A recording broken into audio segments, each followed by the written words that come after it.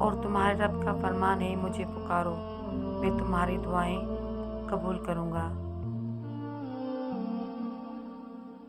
وہی اللہ ہے جو ماں کے پیٹ میں تمہاری صورتیں جس طرح چاہتا ہے بناتا ہے۔ اللہ تعالیٰ فرماتا ہے تمہیں جو بھی مصیبت پہنچتی ہے وہ تمہارے اپنے ہی برے کاموں کا نتیجہ ہے۔ اپنے گناہوں پر شرمندہ ہو کر معافی مانگنے پر اللہ تعالیٰ معاف فرماتے ہیں۔ انسان تدبیر کرتا ہے جبکہ کامیابی اللہ تعالیٰ کے ہاتھ میں ہے۔ انسان کے اندر خوب سے خوب تر اور مفید سے مفید تر کی تلاش کا جذبہ ہر وقت کام کرتا ہے۔ جفاکشی اور محنت سے انسان محتاجی سے آزاد رہتا ہے۔ خاموشی کو اپنا شمار بناؤ کہ شیر زبان سے محفوظ رہو گے۔ شیطان سب سے پہلے انسانی شرم و حیا پر ضرب لگاتا ہے تاکہ بے حیا ہو کر وہ آسانی سے گناہ کر سکے۔ آنکھ والا وہ ہے جو اپنے آپ کو دیکھے۔ عقل سے بڑا ہمارا کوئی رفیق نہیں۔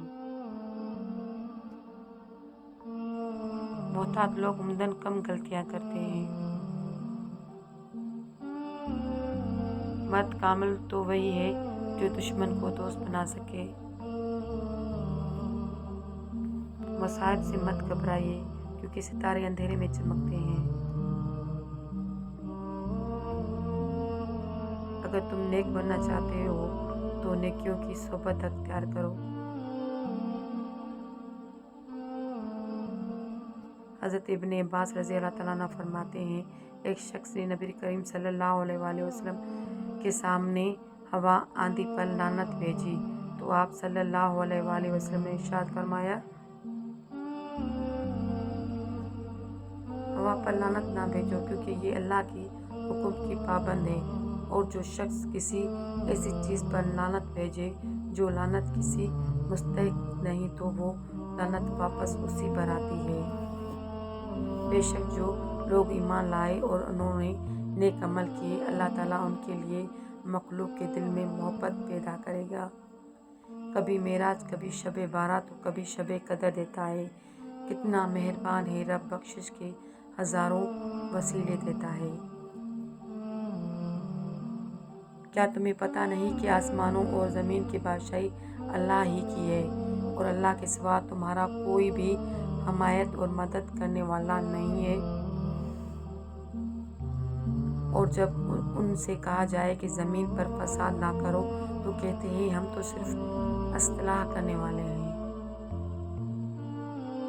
مسلمان پر 5 وقت حق ہیں: سلام کا جواب دینا، مریض کی عیادت کرنا، جنازے میں شرکت ہونا، دعوت کا قبول کرنا اور چیخنے والے کو دعا دینا۔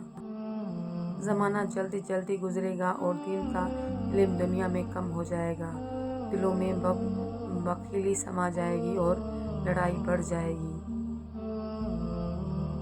میری امت کے تمام لوگوں کے گناہ اللہ تعالیٰ بخش دے گا سوائے ان لوگوں کے جو گناہ کر کے لوگوں کو فخر سے بتاتے ہیں کہ ہم نے یہ گناہ کیا۔